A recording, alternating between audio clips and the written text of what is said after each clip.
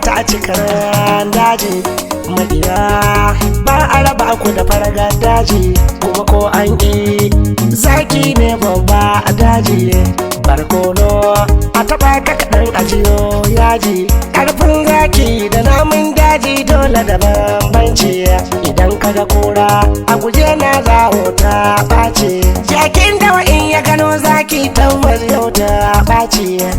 bauna san ba ta yi masa barkwanci kaji maza ai dole na zo na gano layan ƙaryar makiya har ya ci gari ba su gano ba mai gidan amina zaki bo ai makata baba hajiya amina kawo kin fi gaban tsaba ke uwar gida yau gani da waka mun saba a matar manya zaki ya fi gaban yaro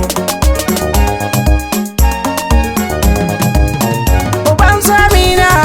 zaki ka fi gaban yaro baban zainab oi zaki ya wuce ta baba ga baban fatima zaki ka wuce ta baba baban ashraf zaki ba a yi maka gaggawa baban adamu zaki ka fi gaban yaro baban haidara kura mai sanya kare daji uban kalifa zaki ka fi gaban yaro sannu uban samir lalle na yaba girmanka ga baban sultan Allah ya daɗa maka girmanka uban su amina wane ne wai zai ja layon Allah ya ji kan kakansu Muhammadu Rabu ya gaura alakai haske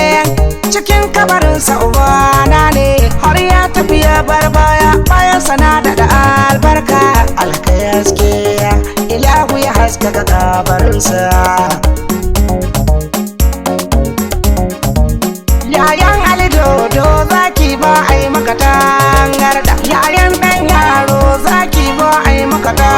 baba kai yayan Sadam ne ai zaki kafi gaban yaro maman su Haidar Maryam Allah ya rahamshe ta yayan su Uwani ai zaki kafi gaban yaro gaisuwa ga baba Hajiya Hauwa da ranarki farar uwa na ku bai taɓa renin girma ba ashai gayyar bauna a gaya musu zaki ya kwance a manyan arna a faɗa musu zaki ya sun ce kun sallar kura kare baye masa lemanci kwankwasiya amanar Allah ce manci a cikin tafiyar mu sai wanda suke kaunar yanci uban yan siyasa na Afirka gaba ɗaya mun shaida Rabi'u Musa kwankwasa kai ne sani ana kashe bayan Allah hankalin sai na tashi idan yadda ana kashe talakawa ran sai na